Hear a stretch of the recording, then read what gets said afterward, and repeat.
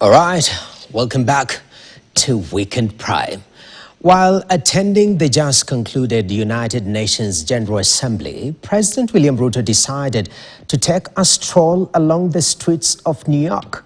He was clearly impressed by what he saw. However, back home, the reality lies in the contrary.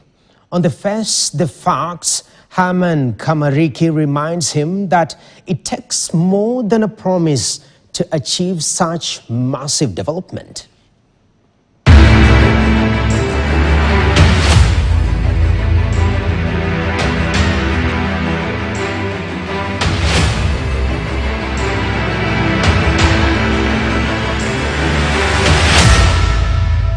Tonight, we turn to New York, where President William Ruto stole the show at the United Nations General Assembly, famously known as UNGA.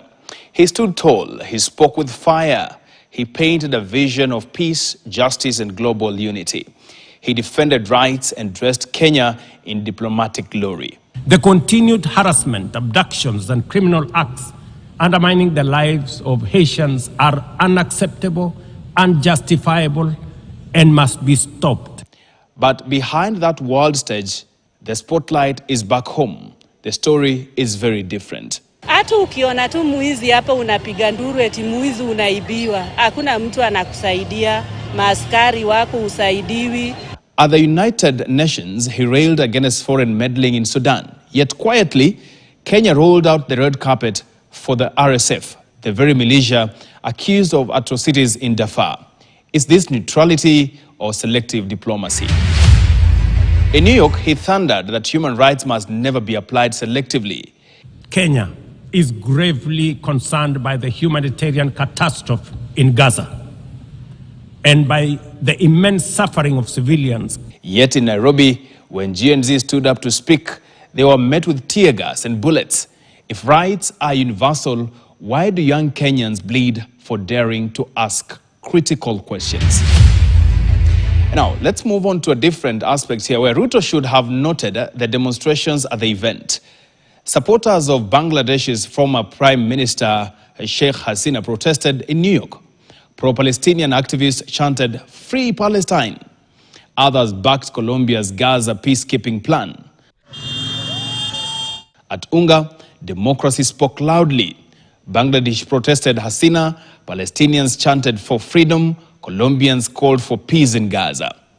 Did anyone hurl tear gas canisters? Did police kill?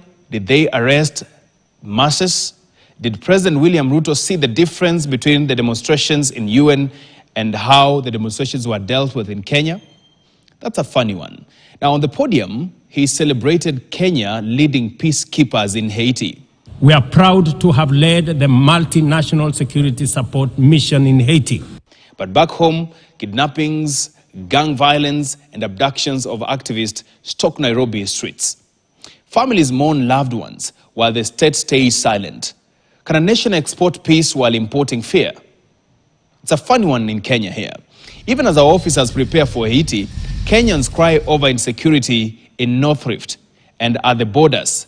Terror looms while our soldiers board planes abroad. This one should be addressed at home before we even move to the international stage. At UNGA, Ruto painted Kenya green, geothermal glory, solar promises, wind wonders. We are building a climate resilient society by embedding adaptation into every sector, from agriculture and energy to infrastructure and livelihoods. Yet his government scrapped the 337 billion Kenya shilling Grand Falls Dam that would have served 12 counties. This was supposed to be done by GBM. Now plans to re-award it under questionable terms, and these have landed Kenya in court. With the Green Belt movement suing, billions could be lost, and this climate justice, or this is just a climate theater. Now, yet he tells us Kenya can rise to the standards of Singapore. That's funny, right? How can we get to those standards of Singapore with this kind of contradictions? The contradictions still are stuck. The same president who condemns war abroad hosts warlords at home. The same president who defends human rights in Gaza tramples them in Nairobi. Mtu kama huyo apigwe risasi miguu, aende hospitali, akienda kotini. The same president who exports peace to Haiti cannot guarantee security in his capital, Nairobi, and the North Rift. The same president who preaches climate justice plays politics with mega projects. This is not just double talk, it's double reality. So let's face the facts. Because applause in New York is easy, but accountability in Nairobi is a question mark. That's where the real leadership lives or dies. And until words match actions, Kenya risks becoming a nation of speeches abroad and silence at home. I am Herman Kamariki, and it's time to face the facts.